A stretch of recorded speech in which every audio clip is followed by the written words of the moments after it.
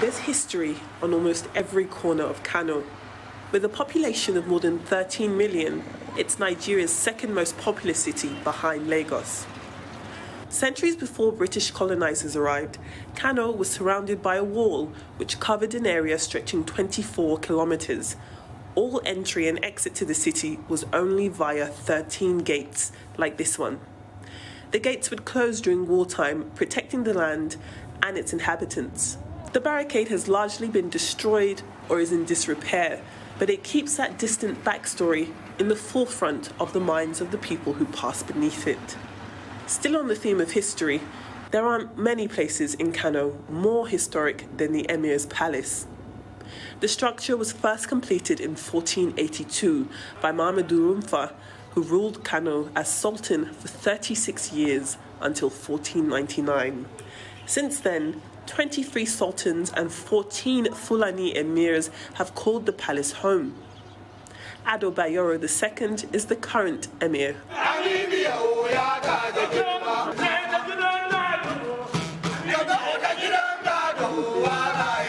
He's who this group of drummers and singers are hailing. With their music in the background, our tour begins. The decorations on the walls are vibrant. Each colour has its own meaning. Green symbolising Islam, yellow showing peace, and red for warriors. We enter a room with distinct royal trimmings. Our guide, Jamila, shows us pictures of the former emirs adorning the walls. One of them is her great-great-grandfather. Indeed, we're in great company. It's a wonderful room. You said the Emirate councils will be sitting down. Right before our eyes is arguably the main feature of the decadence on display. The Emir's throne is a sight for sore eyes. The colours, craftsmanship and comfort bring another layer of wonder to the room. Majlis Seriki loosely translates into the King's Court. It's a reception area where the Emir of Kano receives high-level guests. It's also where he takes meetings with his own ministers. 22 seats towards the back represent spaces for low-level officials and 20 more towards the front for high-level officials. And for the Emir's most esteemed guests, there's a seat on each side of his throne. Majlis Seriki is a beautiful sight, a spectacle, a beauty to look at. And it was recently renovated by the current Emir's immediate predecessor, Mamadou Sanusi II, who was abruptly dethroned on the 9th of March 2020. There are more renovations to be found throughout the grounds of the palace, but with the Emir about to leave, our plans to take a tour of the entire grounds are thwarted. We've been asked to wait for his arrival with a few of his relatives and close associates.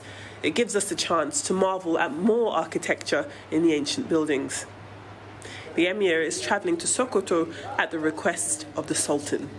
It's his first official visit there since he ascended to the throne in March. A routine journey with an extraordinary beginning. We didn't need to be told. We could hear the Emir would soon be making an appearance.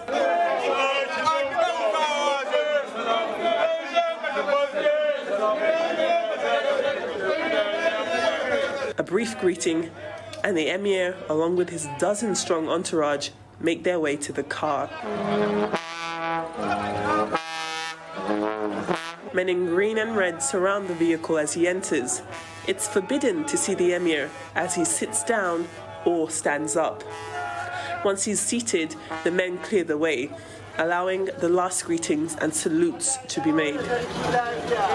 And then off the convoy go to the airport, ahead of the flight to Sokoto. With his departure, our time at the palace draws to an end.